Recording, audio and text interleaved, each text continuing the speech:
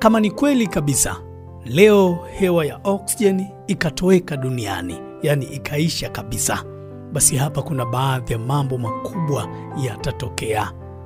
Kwa sababu ni kukumbushe tu, hewa ya oksijeni ni muhimu sana sana kwa uhai wa binadamu katika mazingira, viwanda na teknolojia.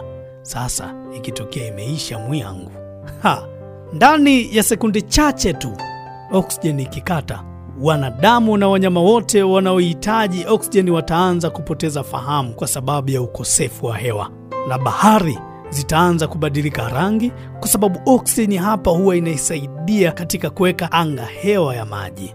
Na tunaambiwa kwamba ndani ya sekunde chache tu anga litaongezeka giza kwa sababu oksijeni huwa inasaidia sana kutawanya ule mwanga wa jua ambao huwa tunauona. Hivyo oksijeni ikitoweka, basi litakuwa giza totoro, hakutokuwa na mwanga tena. Lakini pia ndani ya dakika chache tu, jambo lingine tunaambiwa kama oksijeni ikitoweka duniani, basi ndege na vyombo vyote vya anga vitapoteza nguvu kwa sababu oksijeni huwa inahitajika sana. Hapa tunaambiwa tena miti na mimea, ingawa yenyewe ndiyo inayozalisha oksijeni, pia itaanza kudhoofika kwa sababu oksijeni ni sehemu ya hewa inayosaidia katika kupumua na mchakato wa kimetaboliki. Pia utafiti wa wataalamu wakasogea mbele wakasema tena, ndani ya saa kadhaa bahari zitaanza kutoa gesi zenye sumu kwa sababu viumbe wa baharini watakufa na kuoza haraka. Watu wengi duniani watakuwa wamesha kufa kutokana na kukosa hewa.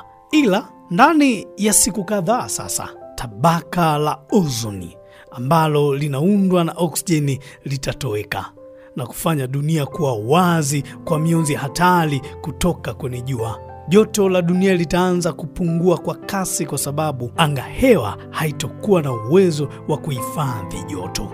Tukisogea tena kama wiki au miezi kadhaa mbele, dunia ikiwa haina oksijeni kabisa, maisha yote yanayotegemea oksijeni yatakuwa yamekufa, isipokuwa baadhi ya bakteria wanaoweza kuishi bila oksijeni. Hapa dunia itakuwa ni sayari isiyo na uhai tena kama sayari zingine ambazo tumeona wanasayansi wakitusimulia kutoka angani. Kwa kifupi, nikwambie jambo moja: oksijeni ni muhimu sana kwa uhai wa viumbe hai na mfumo wa dunia kwa ujumla.